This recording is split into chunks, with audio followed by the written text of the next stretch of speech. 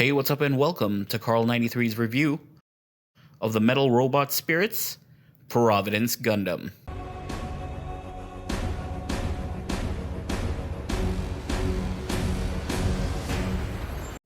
Providence Gundam is from Gundam SEED, a series I've covered before in this channel. It's piloted by the main antagonist and series Char clone, Raoul Le Creuset. The Providence made its debut during the series climax, serving as the final obstacle for Kira Yamato and the Freedom. Out of box, it comes with the essentials: the base figure, the instruction manual, a pair of switchable extra hands, an oversized beam rifle, an equally oversized beam saber, the composite arm shield, a dedicated action base, and a total of 11 Dragoon effect parts with their coinciding attachments. Worth pointing out, the attachment parts are similar to what's included in the Metal Robot Akatsuki Gundam Shiranui. First look, and the Metal Robot treatment mixes well with the Providence. If we compare it to its Robot Spirits iteration, the Metal Robot is a darker shade of Gundam Gray, a deeper blue in the chest area, a myriad of markings throughout its body, and even some metallic blue paint hidden within the thrusters. Animation-wise, Bandai did a good job of tiptoeing the line between animation accurate and looking like a modernized toyetic figure. Being part of the Metal Robot line, you can expect a solid amount of die-cast, such as the joints in the limbs, the backpack connector, and most importantly, the feet, which makes carrying the oversized backpack a non-issue.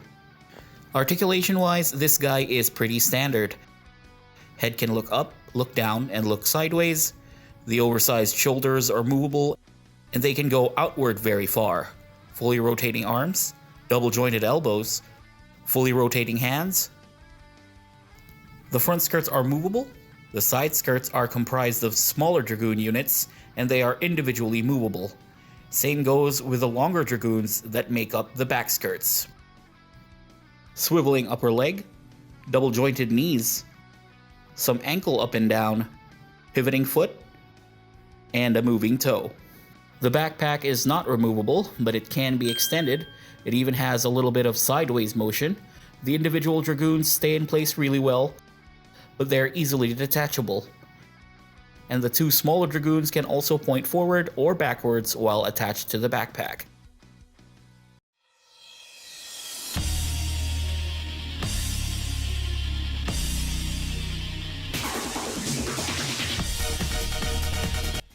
For the sizing, Providence is a stoutly built figure, and vertically he's not bad.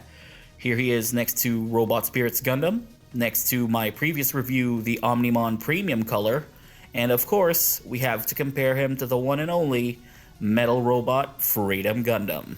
These two definitely fit together very well, but of course, there's a certain pink mobile suit that'll make this display even better.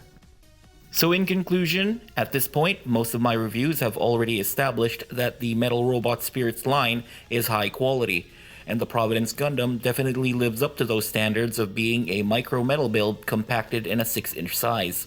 The Providence looks great, it articulates great, and there's a wide variety of accessories that ramps up the figure's playability. The die-cast metal parts also give it a nice heft and makes it very nice to handle. Regarding the negatives, honestly, it's gonna be very subjective, and it's either you like the Providence Gundam or not.